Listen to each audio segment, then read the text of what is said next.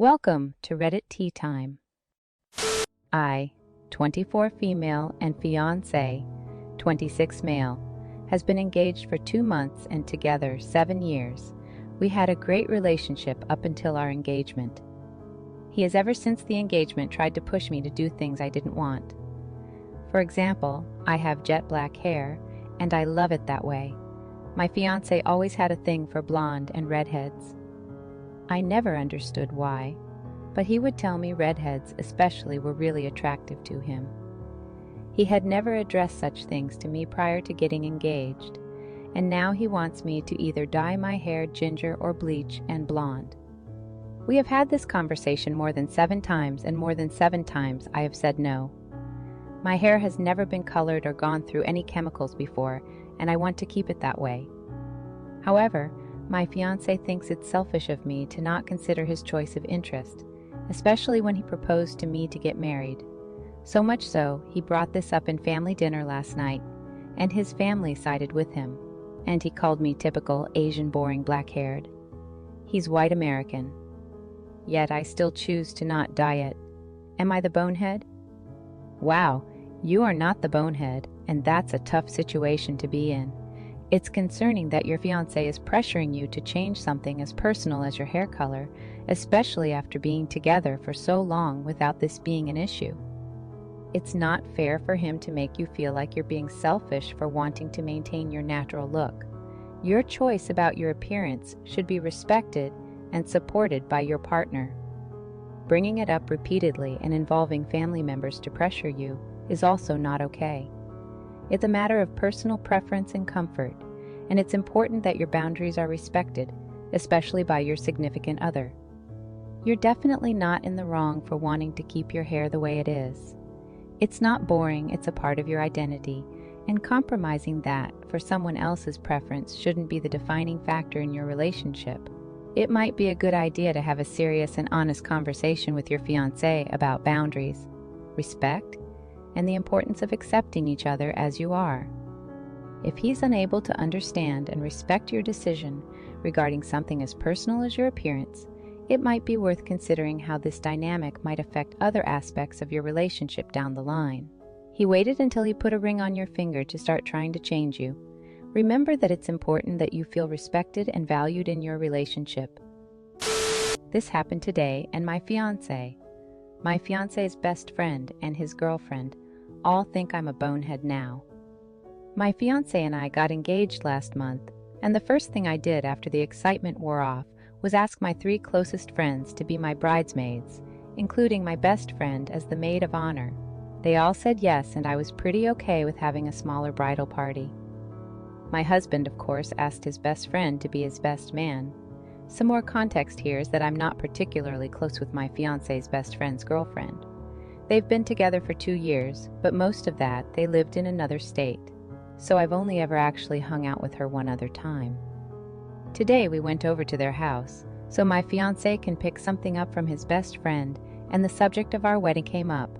She asked me what color the bridesmaids' dresses were gonna be, and when she should show up to go shopping for them.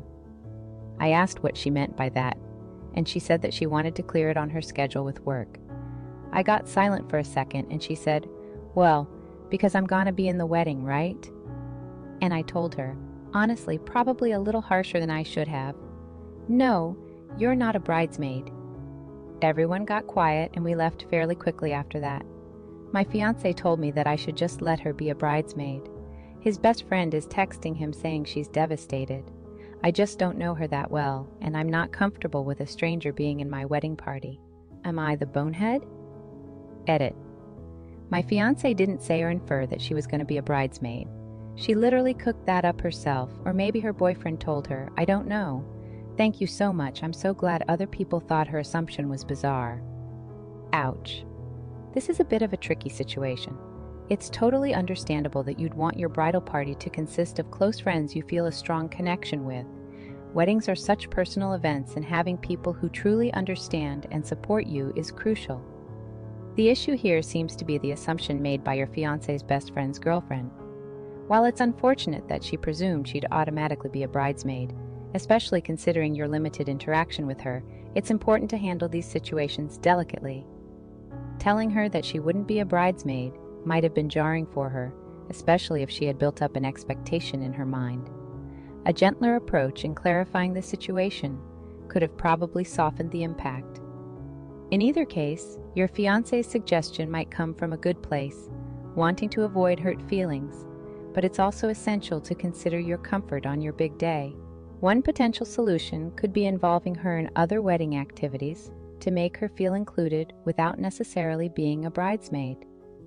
You might want to have a sit-down conversation, explain your perspective kindly, and maybe find other ways for her to participate or be involved in the wedding celebration. If she stays with her boyfriend, and he's your fiancé's best friend, you'll have to interact with her in the future. It's in your best interest to find a middle ground to help ease tensions and maintain harmony within your social circle. So, I, 22 female, just graduated from college in my family, dad 54 male, mom 51 female, grandmother 76 female, brother 18 male, came to my graduation. My dad made a reservation for a restaurant for my family and 3 people of my choice, including my boyfriend, 22 male, and my close friend, 24 female. We needed a last person, but my dad suggested my boyfriend's twin brother. I like him, but I'm not close to him, and it didn't make a difference, so I told my dad that I just felt comfortable with inviting my boyfriend and my friend. I told him this multiple times. When we were at the graduation dinner, my dad, against my wishes, goes and tells my boyfriend to invite his brother. Without thinking, I spit the word no in front of my boyfriend. He got a bit mad at me and questioned why I didn't want his brother at my dinner. I tried talking things through by explaining that this is something super personal to me, and I just wanted the people closest to me. My boyfriend understood, and we moved on. Today my dad starts saying that I should have not said that, and that I was a B to my boyfriend because of it. This feels a bit unfair since I told my dad I didn't want him to come to my graduation dinner because 1, we are not close. 2, sometimes my boyfriend ignores me when he is with his brother. 3, although I get along well with him, I know he wouldn't invite me to something like this. 4, this was supposed to be a celebration with people closest to me. Info. My family tends to be critical of me and often manages to portray me as the bad person, to the point of exaggerating situations. Having an extra person or not didn't make a difference in the reservation. It's tough when your wishes for a personal celebration get overridden. Your graduation dinner was supposed to be a moment to cherish with the closest people in your life. It's understandable that you wanted to keep it intimate by inviting only those you feel most comfortable with. The problem is that your dad ignored your feelings and went ahead to invite your boyfriend's twin brother, despite you expressing your preferences multiple times. Your dad's action put you in an uncomfortable spot and understandably caused tension, especially when it seemed like you were set on having only your boyfriend and your friend join the celebration. But your reasoning makes sense. Wanting to share this moment with the individuals closest to you and not wanting an acquaintance or someone you're not particularly close to, especially if it might affect the dynamics at the table. It's unfortunate that your dad is not acknowledging your feeling and is instead blaming you for standing your ground. I would suggest having a calm conversation with your dad, explaining again why having only specific people at the dinner was important to you. Emphasize that it wasn't about excluding anyone maliciously, but about creating an environment where you felt most comfortable and could truly celebrate your achievement, surrounded by those who mean the most to you. It's just a suggestion, but I don't know if it'll do any good, considering that he's thus far disregarded everything you've had to say about this. I will note that insisting on having your boyfriend's twin there is a bit strange. I wonder what that's about. So, my girlfriend, we lived together, wrote, sold, and published her first book. I think that it is amazing, and I am very proud of her. I believe that I was very supportive, participated in beta reading, had my hand in text editing, and gave her a bunch of praise and critique.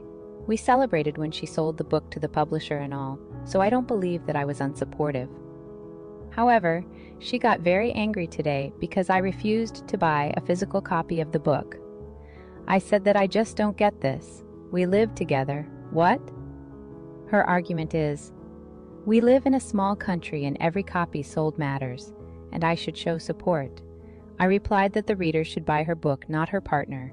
Anywho, am I the bonehead? Edit. Thank you, good people of Reddit. I guess I am a bonehead and a fool. We'll try to be better. Edit 2. I did some changes in every single page. A lot of suggestions editing. I do not want to undermine what she did, but I really did spend a lot of time on this. I think we're dealing with differing expectations here. Firstly, it's fantastic that you've been supportive of your girlfriend throughout her book writing journey, contributing with your time, feedback, and celebrating her achievements. That's commendable. But the issue seems to stem from differing perspectives on what support looks like. Your girlfriend might have expected a symbolic gesture of support by having you purchase a physical copy of her book. To her, it might signify a personal investment in her work, especially considering the impact of each sale in a smaller market. On the other hand, your viewpoint is valid too. You see support differently, believing that the readers should be the ones buying the book, not necessarily the partner. It's more about readers appreciating her work than you buying a copy. But you're still the bonehead. You did help and support her, but how much does one book really cost? And why are you being so stubborn about it? Most people would want an autographed copy of the book. You never know how valuable it'll become in the future. This is only one of the perks of buying the book. The biggest benefit is showing your support in a more tangible way. Also, you not buying the book makes me think you might be salty for some reason. That's it for our stories today. Thank you for your patience and thanks for tuning in. I'll see you in the next Reddit story. In the meantime, please take care of yourself.